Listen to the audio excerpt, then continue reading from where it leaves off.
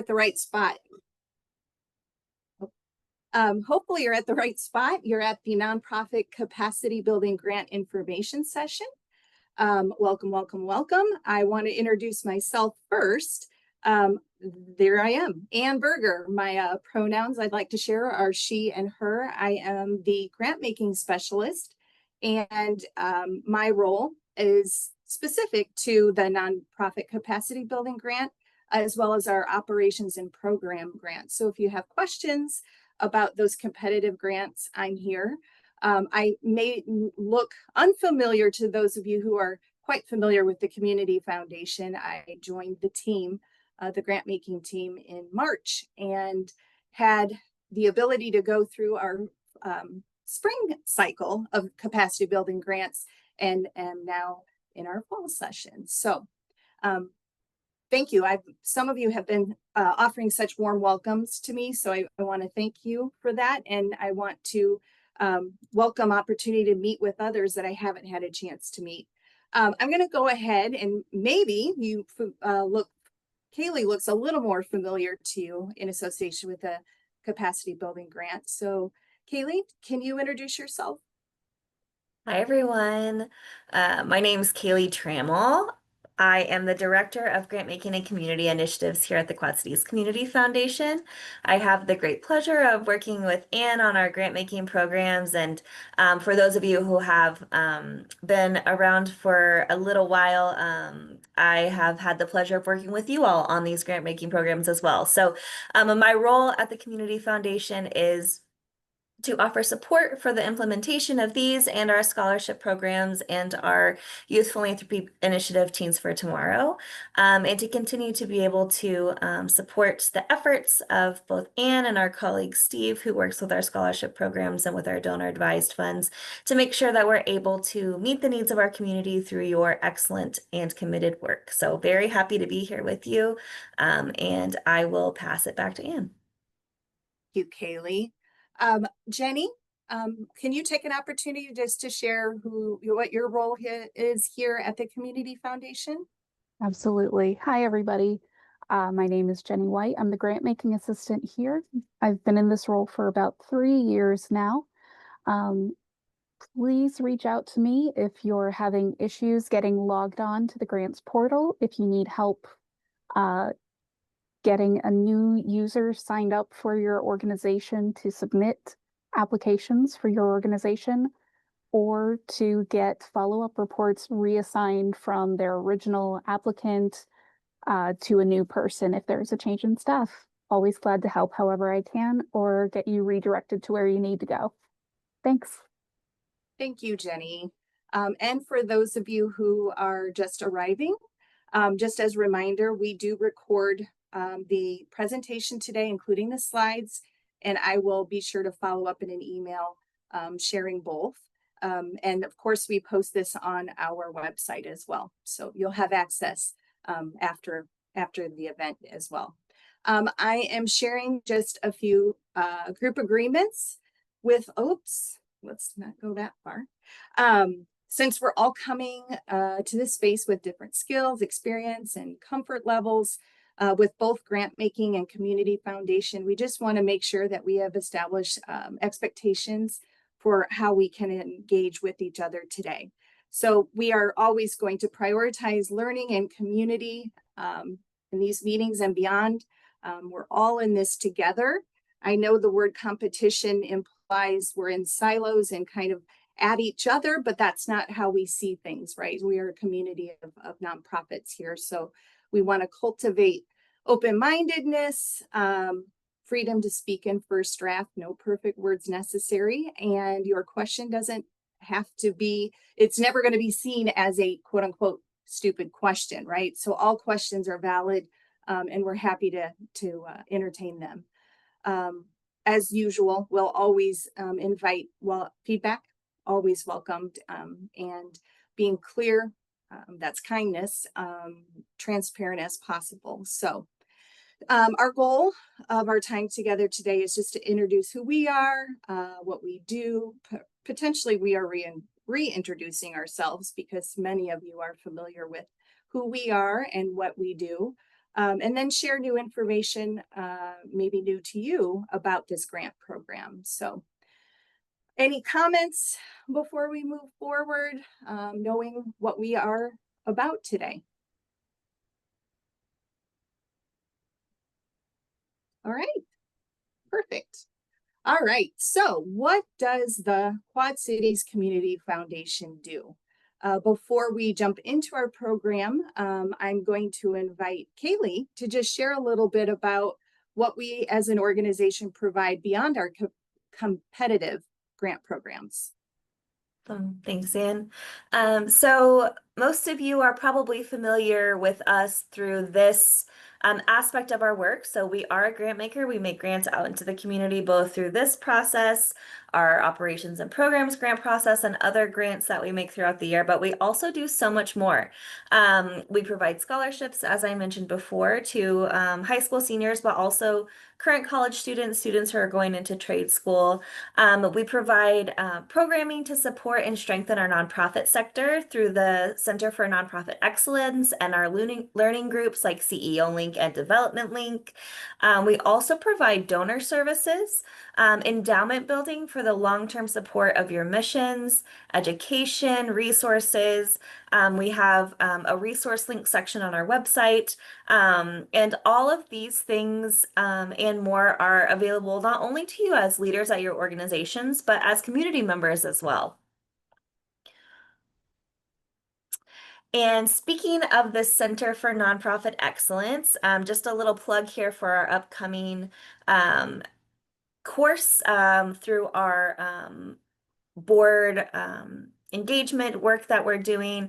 So some of you, our Strong Board Governance program, we're doing mini courses. And so the next one is September 9th about managing change with your board, the leadership roles that board members play in guiding an organization through change, setting expectations, and fostering a learning culture, as well as ensuring alignment with your strategic goals. So if you haven't been to one of these courses, they are excellent.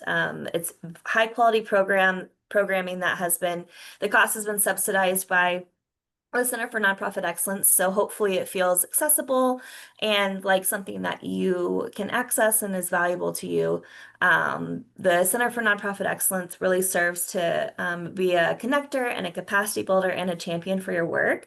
So if you haven't been to one of their sessions, haven't participated in something that they do, check it out. It's well worth your time. And if you've got questions, reach out to Jenny, Ann, or I, and we'd be happy to connect you with Daisy, the director of that program. Thank you so much, Kaylee. We are going to move in just to a quick overview of the process and then sort of break it down into steps. So the first thing you will want to do is determine whether your organization or project is eligible. So if it is, that's step one. By the way, if it still feels unclear to you, just so you know, you can always reach out to us and we can specifically speak to your organization's eligibility. Never shy away from talking to us. We are always here for that.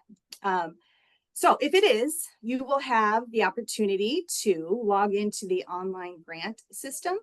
And just general statement here, every grant must be submitted through our online system to be considered. Please know though, if for some reason technology is an issue for you, reach out, let us know so we can maybe work through that barrier with you.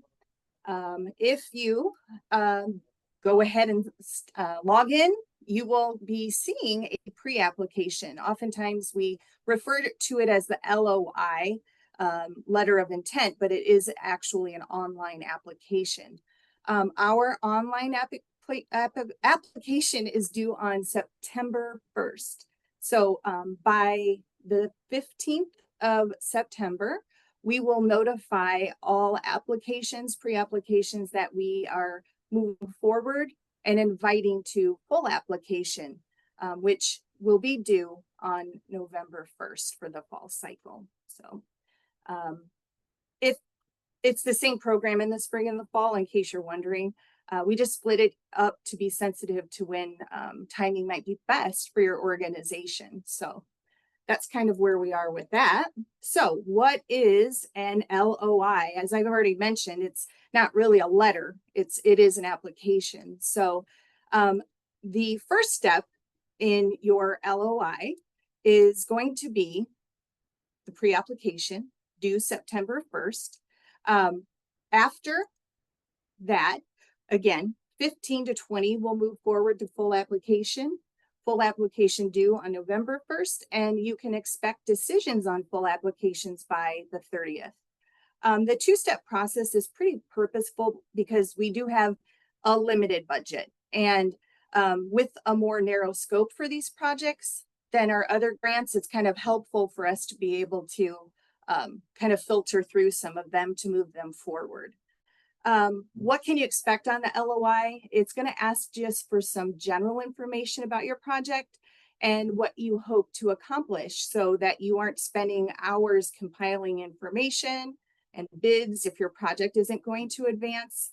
It also allows us again to offer feedback to you about what will make your application as strong as it can be going into the next stage. So once all pre-applications after September 1st are due, an internal review committee will review all of the LOI forms. And again, we will invite the most eligible at this time, 15 to about 20, invited to submit a full application. In case you're interested about the content of the LOI, their PDFs of both of the forms are available for preview on our website. You can take a look at those at any time. So always, I think the first question, obviously, because it's the first step, is how do I know if my organization is eligible? Great question. And as I mentioned, if you feel that even at the end of today, I'm not sure if we are, that is definitely a conversation we would really be happy to have with you. So reaching out is always welcome. So this program is open to all 501c3 nonprofit organizations, other nonprofits who are considered charitable. And of course, if you haven't received this grant in the past 3 years. So once awarded, grantees are eligible for funding from this program every 3 years. So if you've received one, for example, in 2025, you would be eligible again in 2028. I believe that's good math, right? All right, so we welcome applications from all nonprofit organizations. Again, if you are unsure whether your organization is eligible or you just want to make sure before you go down that path of completing an LOI, feel very free to give us a call. All right. All right. How much can you apply for? Great question. Funding, yes. Every organization can apply for between $5,000 and $20,000, split between over 1 year, 2 year, or 3 years. And just so you know, if you kind of feel like, hey, our capacity building project looks like something that might not be completed in a year, we do definitely invite you to consider extending it over 1, 2, or 2 or 3 years. Our annual budget is about $300,000 split between spring and fall. I'm happy to report that it's over $150,000. We had a couple of donors who were willing to fully fund 3 of the projects last spring. So our budget's around $170,000 for fall grants, which I think I hear cheers potentially. We were pretty excited and thrilled with the generosity of some of our donors. So, all right. So, oh, that splash just showed up. How competitive is this grant program? Again, the language competitive implies, competition, obviously, but it is indeed a competitive program. oops. So what do we mean by capacity building? Again, in my estimation, it's one of the hardest things to understand. So if you feel like, I think I know what this is, but I'm not quite sure, trust me, we get it. It's a great question that you were asking. When we think about capacity building, the definition of capacity building is essentially building and strengthening the systems and the structures and the cultures and the skills and the resources and the power that your organizations, nonprofits need to serve their communities. Now, again, putting that just another way, we like to think about capacity building as focused efforts to make your organization better at its mission, both now and into the future. I think we think of the word sustainability, right? And in these times, it's challenging. There's a lot of things pulling and a lot of need for funding. But we're hoping that capacity building grants will offer you sustainability when you think about what do you need to move forward. So just not now, but even in the future. So, all right. So it's, again, it's an investment of effectiveness that you're already possessing as an organization. We just hope to offer it maybe in a bigger way now and into the future. That's great, but how? How does this work? When we look at capacity building, I love how this is explained here. So I hope it makes sense to you as well. In the application, we will actually ask you to define the area of organizational capacity that you're seeking to improve. And then what activity or project that you're undertaking to improve it.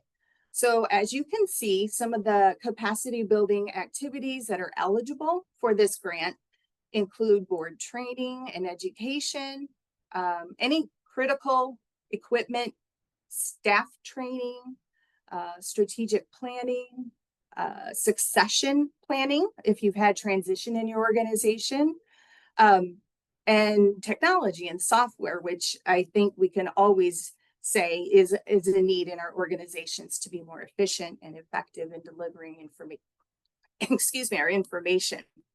And then, of course, other assessments like consulting or facilitation that improves in an identified area of your organizational capacity. So if those are the activities, how do we prove, or what are we looking to grow in capacity?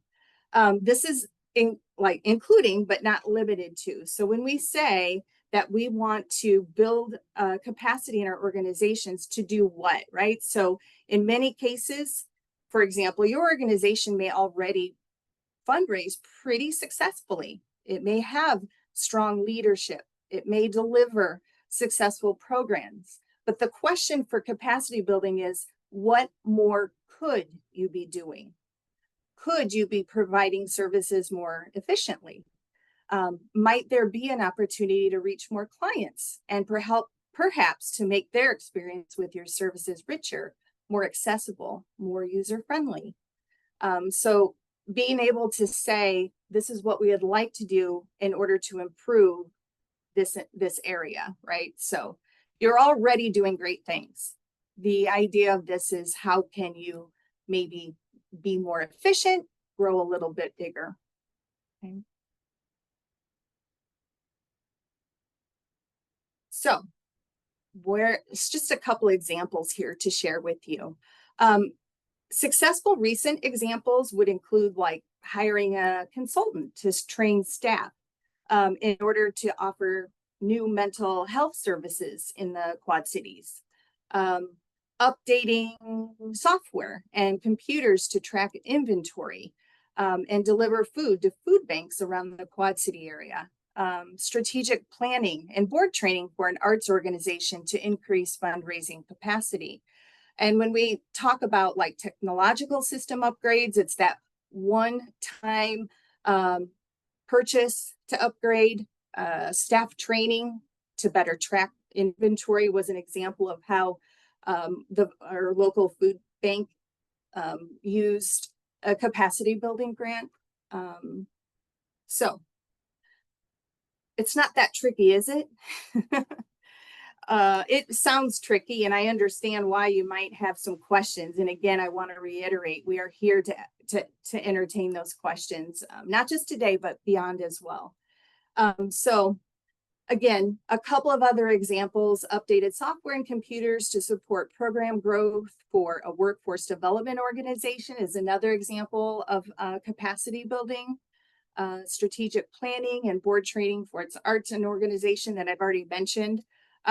These are some of the things that I think you don't think about funding. So that there is this program that's available for that is something to definitely consider, right? So should I pause for any questions? Are there any questions? I have a pretty specific question. This is Leslie from Tapestry Farms. Hi, Leslie. Hello. I was wondering, when you talked about the technology piece, does that need to be a one-time purchase kind of upgrade, or could that be like a new subscription to a certain platform that we're looking at? So I think, and I'll go ahead and answer this. And Kaylee, I know sometimes these technology questions, I'll let you follow up as well. That some of the projects like technology upgrades, as long as it's like one time, and it may be something that could grow throughout the next years. If it's a one-time purchase to help you grow capacity, then it is eligible. Kaylee, do you have examples of? Yeah.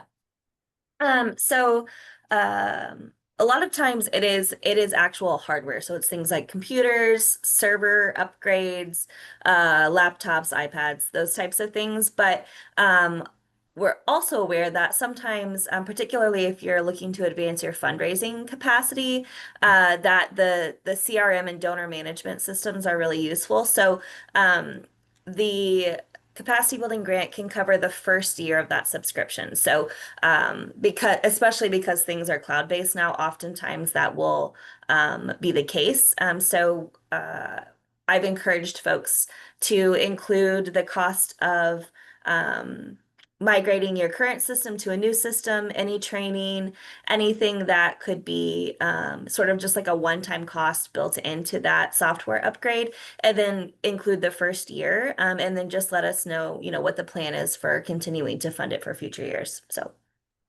Perfect. Thank you so much. Thank you for the question. I'm sure you're not the only one who has that question. So thank you for sharing.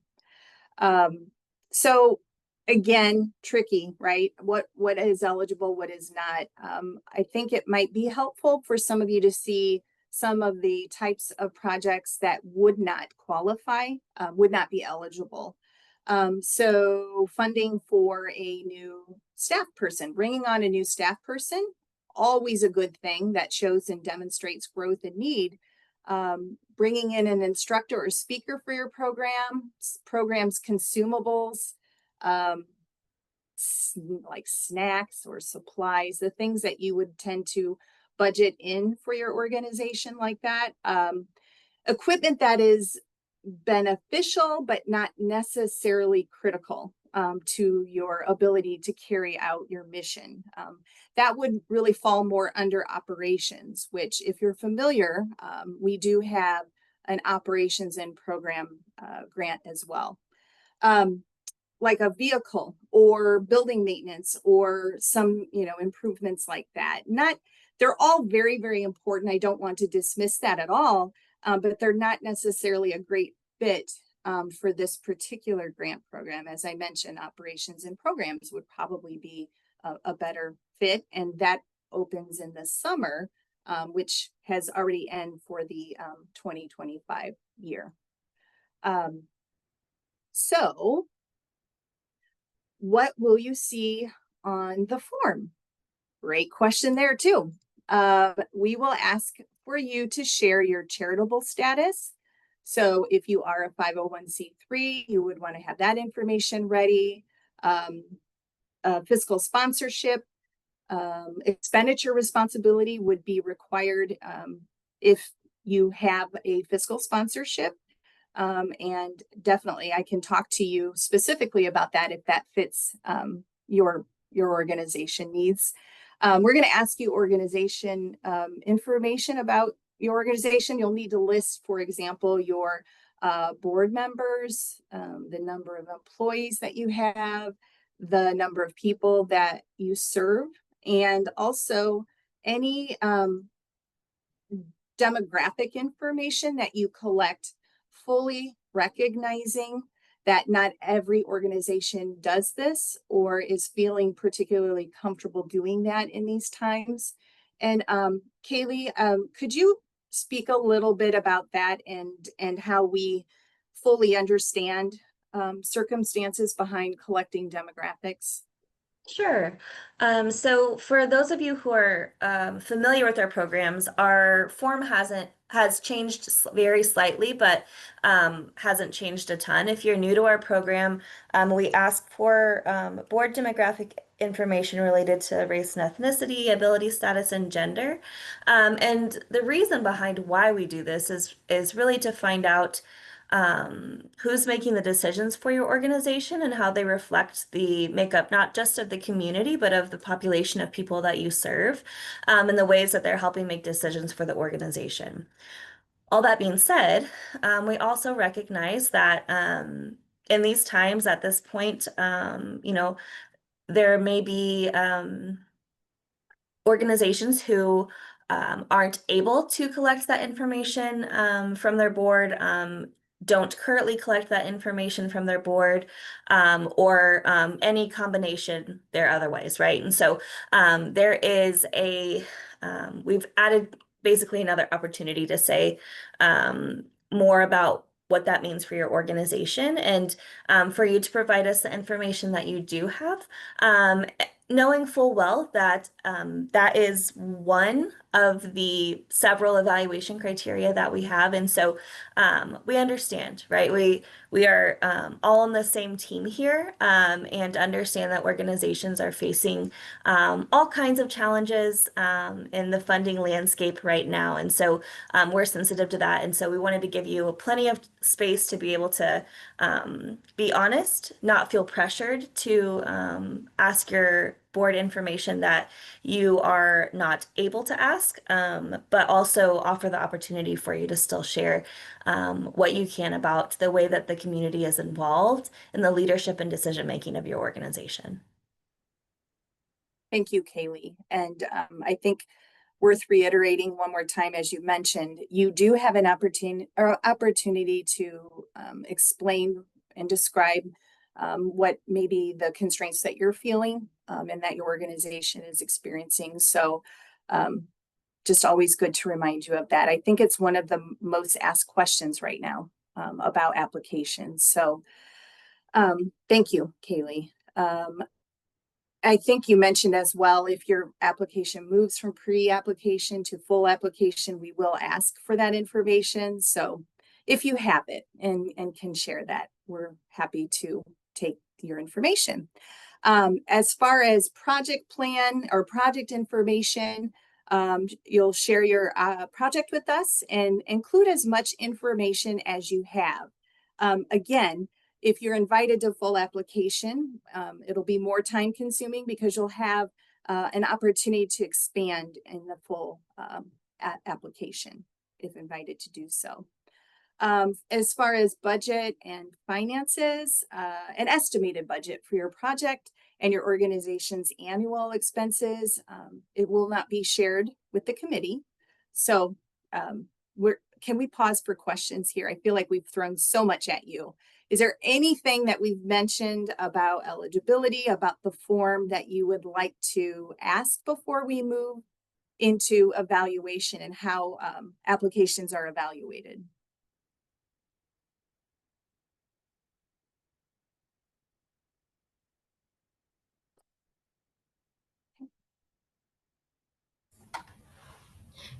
Hey, Anne, this is Bree from the Chamber. I just have a quick question for you.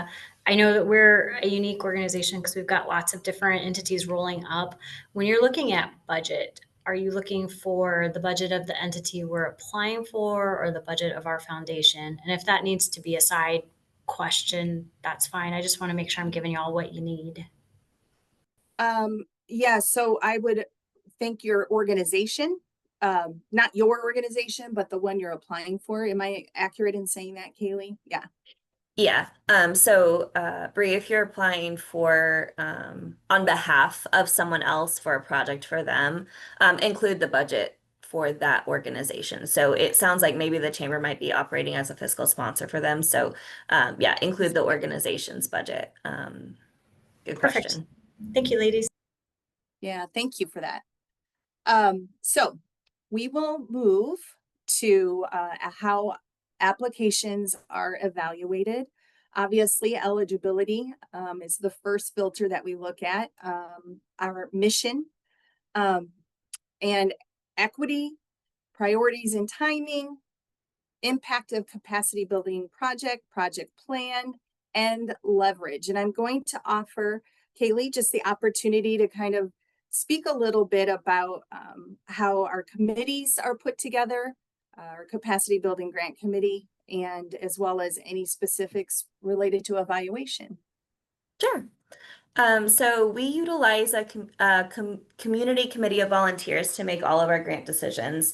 And we do that because though we could make the decisions internally, we know that our perspective is not the only perspective, and we want to have as diverse a committee as possible. So they are diverse in every way that we can manage it. So it is a racial and ethnically diverse, age diverse, gender diverse, and also backgrounds. So there are folks with nonprofit experience, but also people who've worked in the public sector, people who have worked in the business sector. And so there's a really holistic view of the applications. And so we do our best to make sure that we have a lot of opinions at the table and expertise at the table. And that committee changes every year. There are new folks on that committee. And so we train them up using these evaluation criteria to make sure that they're able to make equitable and objective decisions. And so they use a rubric based on these evaluation criteria. And something I like to share, particularly with folks who have never applied with us before, and maybe your organization is new or small, and you're thinking about, man, I don't know if I can compete, right? I don't know if I can compete with some of these larger organizations. And the nice thing about the way that we do evaluation is that each organization is not compared to another organization, but we're really looking at the strength of your application on all of these criteria. So your application is measured on all of these 7 criteria areas, and the next person's application is compared on all of these criteria areas. So you're not competing against one another, but we're really just looking at the strength and the fit for your project. So we want to make sure that your project is successful and that we can fund the projects that fit best within this grant program. And as much as we would be able to fund all of them that are eligible, as Anne said earlier, that's not the case. But we really do our best with our committee and with our rubric to make sure that these evaluation criteria bring forward the best fit and the strongest applications for funding. Thank you, Kaylee. All right. Oops. So advancing equity and inclusion, as Kaylee mentioned, that's one of the criteria on the rubric that your application is measured against. Again, it's your application measured against a rubric, not other applications. I love how you mentioned that again, Kaylee. We're in this together, right? So one of the questions that is asked often is the question on advancing racial and other forms of equity and inclusion. And some of the big ideas that come across applications that have strong answers here. And I will remind you, if you ever want us to take a look at any part of your application, whether it's LOI or full application and draft, we would be happy to look at that. For example, in the section about advancing equity and inclusion. So it's organizations who can answer who they are reaching. How are they reaching them? What do they need? How have they helped co-create that? And how do you know? Being able to measure that. Strong applications can demonstrate that there is a measurement in place. I would encourage you to consider sharing who you might be missing and how you know that, right? Again, being able to be reflective about the population that you serve or want to reach. That, you know, being able to demonstrate that intentional action is being taken is show strength in an application. On the flip side, if your organization has always been led by the folks you serve, it might feel obvious to you. So don't feel like, oh boy, it's a broken record, right? We still would love to have you walk through these ideas that you for equity that you have and live with, and consider that you are advancing equity in your work. Acknowledgement is always so meaningful. Even if you think that what you're doing is small, share it. Or even if you feel like, hey, it hasn't been particularly successful, you know, defining who you serve and the action you're taking helps to provide really valuable context for our evaluators. Always have them in the back of your mind as you're writing. What do they, you know, what do they not know that they need to know? That's a lot. Can we pause for any questions about anything related to those specifics?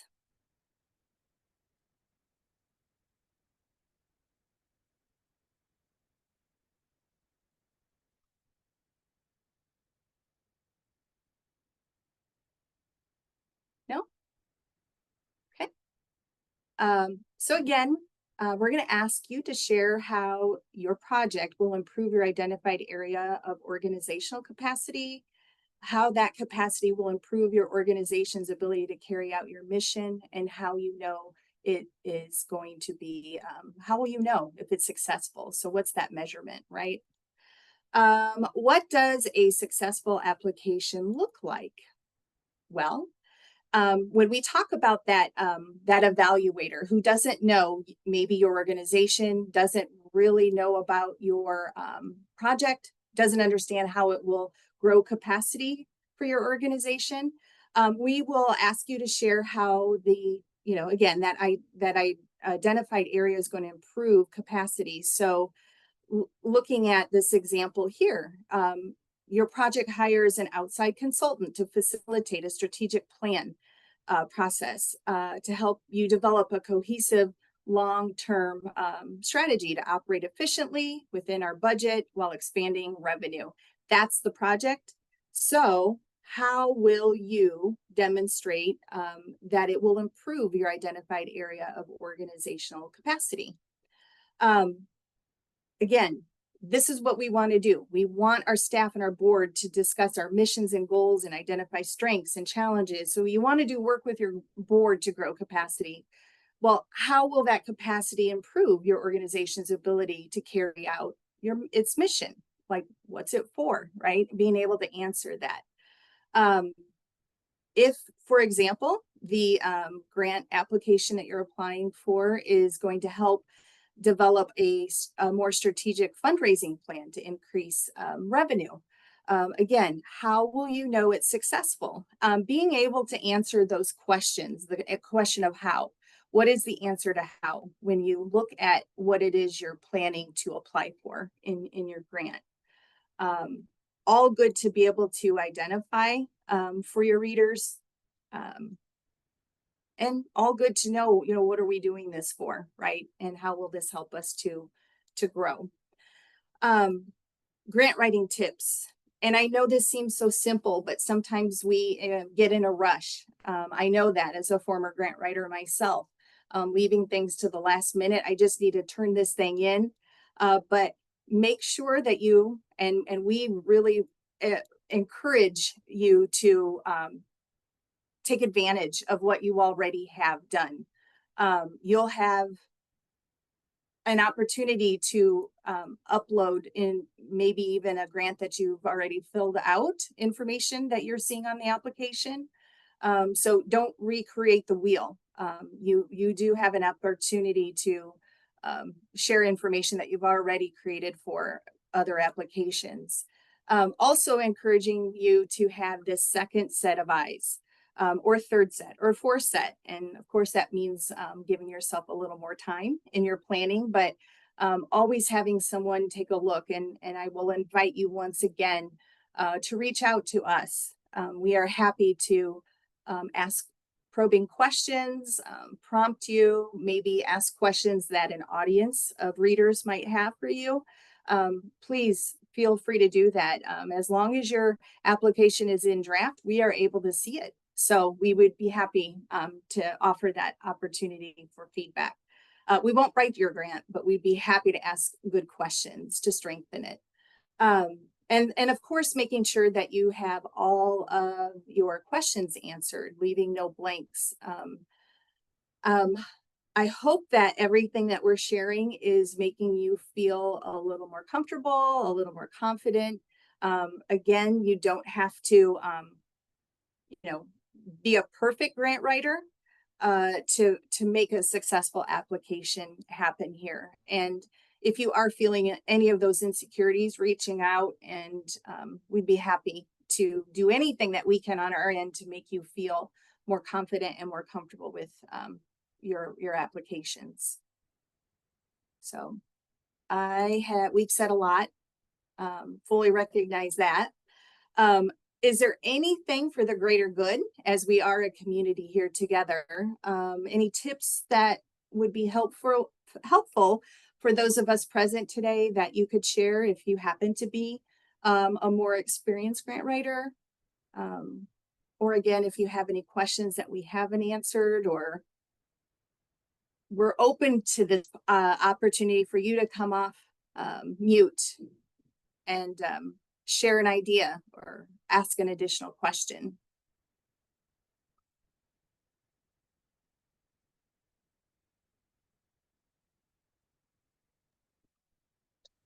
This is Leslie again from Tapestry Farms. I have another question. Could you give examples of critical equipment? I know you said like a van would not qualify for that, but what are some examples of things that might qualify as capacity building?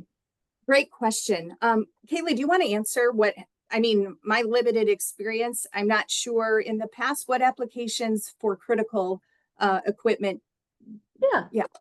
Yeah, absolutely. So when we think about critical equipment, it can feel sort of nuanced, right? So it's like, what's the difference? So we think about it in this way. So if an arts organization, so say for example, if the symphony were to apply for a grant for instrumentation, right? Those are critical equipment. That's critical equipment to their organization. Or if an organization were to apply, a workforce organization were to apply for equipment that is critical to their ability to carry out their mission. So, I think of the organizations that do filmmaking with students. So maybe film equipment or other technology related to that.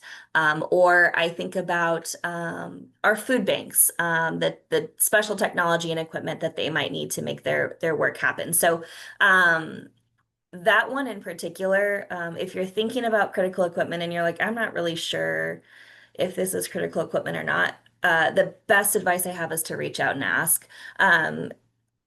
I will say that in my time here talking to folks, the critical equipment and technology, particularly related to how it might be included in maybe a capital campaign or other like building upgrades and infrastructure upgrades for the like physical improvement of your organization, that can also feel really nuanced. So reach out, I guess, is the answer to the question. But it's really looking at those things that are like, we couldn't do our mission if we didn't have this XYZ thing. All right. Thank you so much. Thanks, Leslie. Good question. Yeah, that's a great question. I know some of you, and we're not leaving. But I just want you to know that if you feel like you have all of the information that you need today, you are welcome to log off, knowing that I will follow up with an email that will include the presentation and probably, well, it'll be Monday, I think, that I'll be sending that to you. But for those of you who would like to stick around, and maybe we could have a conversation about some of the plans that you have for capacity building. We have at least 10 minutes if you'd like to stick around. So we would be happy to do that for those of you who would find that valuable. Thanks everyone so much for being here. Thanks, Anne, for your leadership and your facilitation. And like she said, this is a good time to stay on the call with us if you've got a specific question, or if there's critical equipment that you're thinking about for your organization and you're not quite sure, now is a good time. And if you want to stay on and be a fly on the wall, please feel free to do so. Yes. If you do go, thank you for being here. And reach out. We're here always, right?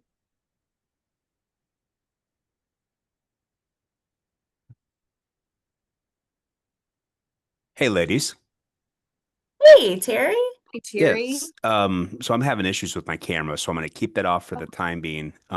Plus I'm having a bad hair day, so Oh, just kidding. you know who's not, Terry? Kaylee's having a great hair day, so. Isn't I just got a she? haircut. Yeah. Heck yeah. I love it. So, one of the things I had a question about was in regards to succession planning. Could you give me some examples of how that may play out or work? That's one of the things that I perked up when I saw that, because we have a huge need for that, or at least in my opinion we do here in my organization. And yeah, so any thoughts? Yeah. So when we think about succession planning, a lot of oftentimes in the past for organizations and that have requested this, and I'll be honest, we've had several organizations be successful with that type of request for succession planning, because it is so integral to the sustainability of organizations, particularly those who have been around for a long time and maybe coming to a point where it's sort of a crossroads for the future of the organization. And so typically what that looks like is the hiring of a consultant to assist the organization in that planning process.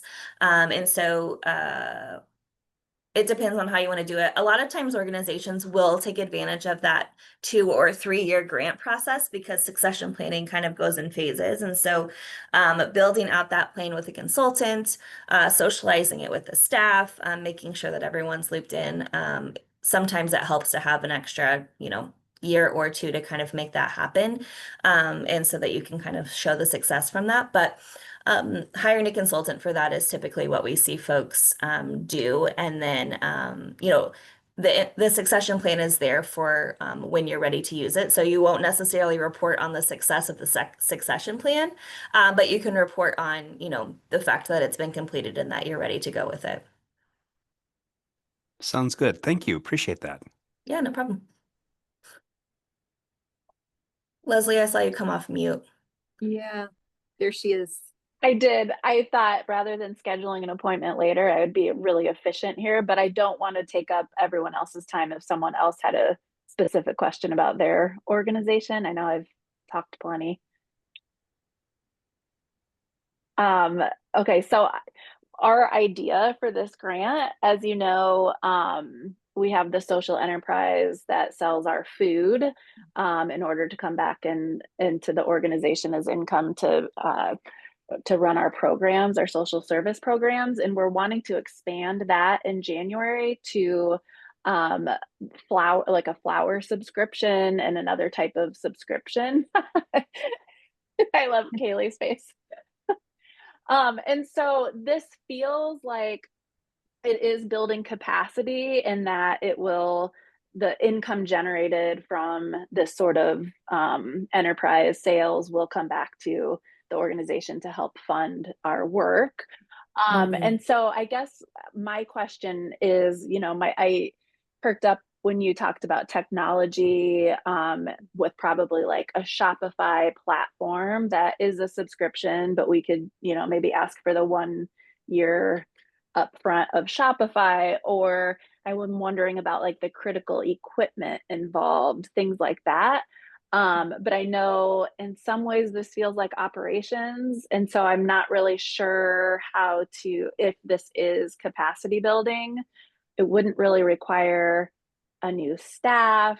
We feel like we have the expertise within the organization. So we're not sure we need we can always learn from a consultant, but we're not sure that would be the best use of funds. So I don't know, would you have advice in how to frame that? Or maybe it's not appropriate for this grant.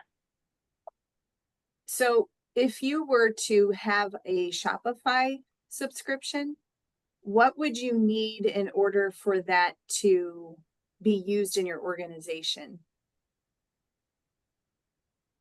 I mean, the Is there platform would be an improvement of our current sales platform that we run our vegetable CSA on. Okay. So yeah, that would be like a technology upgrade. Right. Yeah. Well, so it sounds like a one-time subscription Mhm. in order to continue to provide the community some really wonderful subscriptions, Mhm. right?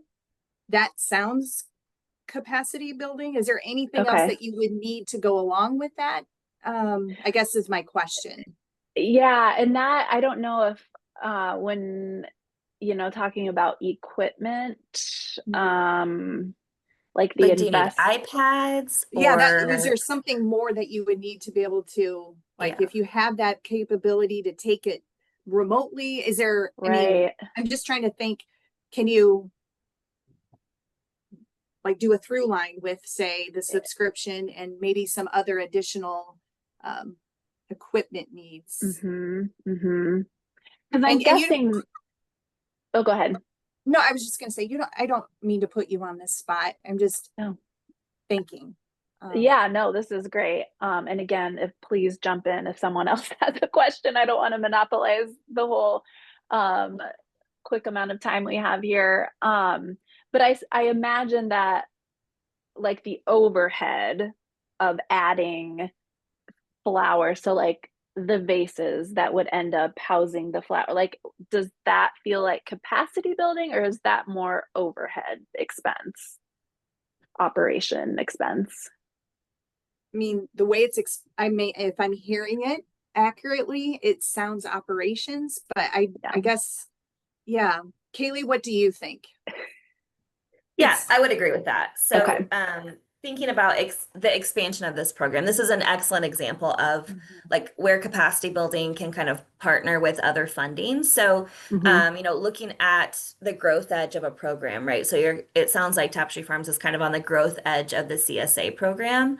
And so you're ready to kind of take this next step. And in order to do that, you need an improved software system, right? You need an improved way to access. And so the software system, absolutely, like I said, data migration from your current software system, Okay. any training, any for a super user on the staff. A lot of times I encourage folks to put that in there.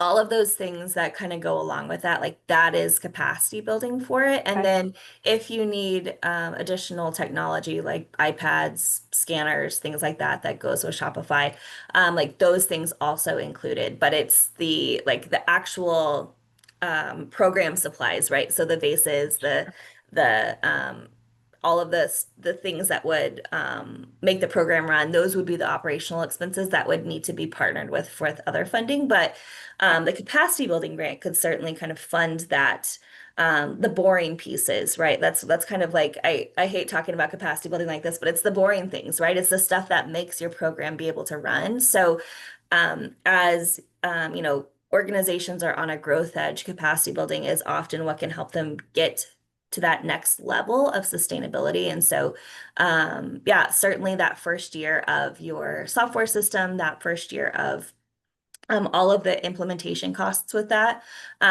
If you have a staff person, this is like the one aside, and we don't usually talk about it in an information session. So Brian and Beth and Patricia, you're getting like special information. It's on our website, but Yeah. so if you have a staff person that is grant funded, so I know Tapestry Farms, you're like the funding for your staff comes from all kinds of places. So if the funding for your staff is grant funded, and the person who's going to be implementing your new software, essentially like this is outside the scope of work that their grant funding is for. So if you've got a, person who's doing the CSA, they're funded by a special grant that's just for that work. And the cost of doing the implementation of this software system is outside of that and beyond that. The capacity building grant can cover the time that is outside of the regular job description. So that kind of flexibility there, we don't talk about it a lot because it's kind of complicated and it's not often the case, but for organizations that do receive grant funding and have kind of that restricted time for their staff, adding something like this can be a burden on the organization. So the time of the staff could also be included depending on who it is on your team who kind of takes that super user role.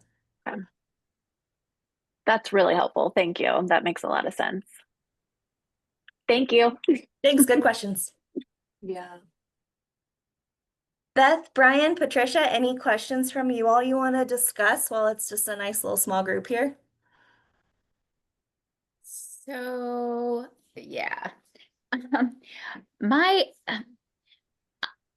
with having the construction downtown over the next 2 years, it is imperative that we do extra additional marketing on top of the marketing that we always do for our businesses to make sure that the race grant doesn't shut anybody down. Would that be something, kind of a multi-year, because I have probably the next 2 years will be under construction and a mess, and we're having to move our programs, we're having to move, the way we do things, we're having to change everything. And like I said, not our normal marketing budget, but kind of above and beyond to make sure that we are supporting the small businesses downtown as we go through this construction process. Is that even remotely a qualifiable? Can I make an argument for that? I mean, I have a couple other opportunities that I can also write for, but I know that this funding, I mean, it's a short term, couple years that's going to be rough for us. Also, the small businesses, as they are on harder times, they're not marketing for themselves as much because they're not having the foot traffic, so their sales are down. So, it would just be keeping them afloat and, trying to come out the other side of this when it's going to be fabulous, but, getting through that. So your thoughts? So if I could ask just a clarifying question, are you looking to hire a firm to assist with this, or what would that look like in terms of? The city uses Mindfire. So we could see if we could extend their contract to cover a little bit more of Main Street. So that would be an opportunity, or we could just kind of handle a lot. I mean, I do radio, we do TV, just all of those things. So maybe enhance our radio a little bit, which we budgeted for it this year. So there are radio spots out, and Town Square is helping, with, a part of the cost. So we are announcing that, between 6 and 7, the complete street is torn up. You have to get there from the alley, but those businesses are open and they need you now more than ever. So, those are kind of our messages. But and like I said, if it's no, just say, I don't think that's the strongest case, and that's okay too. Yeah. I don't want you to tell me yes just because you're wonderful Sure. ladies. Sure. Yeah, what well, sorry, Anne, go ahead. Well, I appreciate your questions. As someone new to the process, this is so good for me, because your confusion is totally makes sense. I understand the question. My inclination is that it's not a great fit for a capacity building grant as I understand it, presented at this moment. So Kaylee. I would agree with that. This is another like good example of sort of like the nuance, right? Like I love these questions because it's like so when we think about like marketing, we've had organizations apply for and be successful for marketing support, but it is always to create a marketing plan. And so that's kind of the difference. Like if we look at marketing, if we look at fundraising, it's that assistance to put together, hey, here's our marketing plan. And then it's those other dollars that come in to assist to help with sort of the expansion of the budget and kind of making sure those radio spots and those types of things have support. So I agree with Anne on this one. This project is probably not the best fit for this program. So if you've got others in mind, I think those would be the direction that I would go, just because what it sounds like is that like you just need more funding for marketing because of this sort of like time bound construction that's happening. So if it looks like hiring a consultant to help you put a plan together, that could be eligible. But if it's to expand the budget to kind of build out a little bit more marketing, that would be more of an operational expense, and so wouldn't be the best fit for this program. Gotcha. Thank Yeah, you for your answer. Good question. I don't want to keep you guys on if we're It's okay. okay. I had a question. We had applied.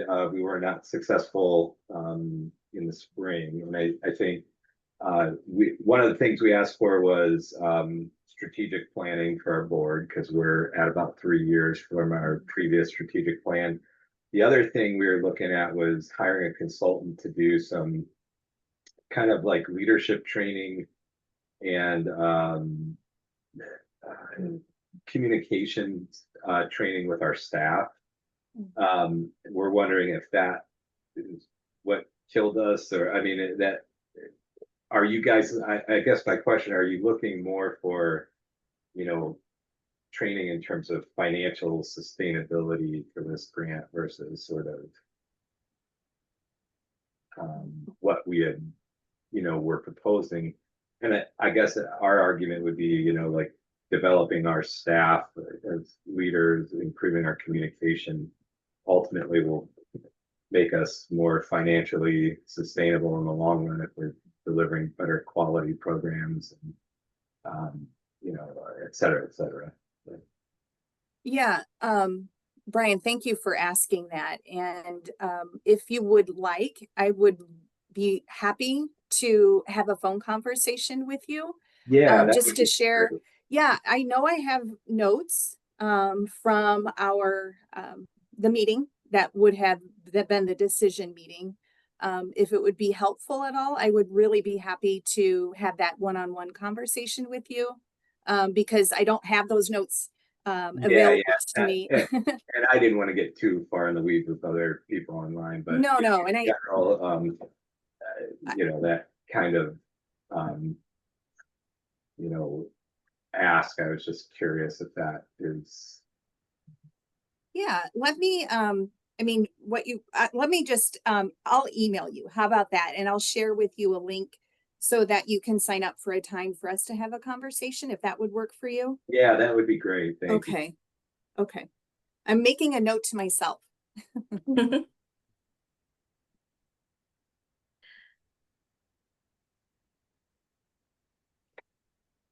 What I'll offer in general, I guess, just as we close, is that like both of those things, Brian, like are things that organizations apply for and are successful for all the time. And so as far as fit, I think both of those fit in. I am not looking at the application, and I'll let Anne, go through the evaluation with you. But sometimes what happens when you bundle things like that is you run out of room to kind of really flesh out them both. And so I don't know if that's what happened in the application this time around. So sometimes, it is strategically beneficial to focus on one or the other unless they're really specifically linked to each other. And sometimes it doesn't, and sometimes it's okay to have them both. So like I said, just like in general, you have the same amount of characters regardless of how many aspects of capacity building you build in. So sometimes it can be helpful, particularly if you tried it one way and weren't successful, unless there's specific feedback from the committee to kind of bring back the same request tweaked. But sometimes it's helpful to do one or the other because you've got some more room to flesh it out too. Okay, sounds good.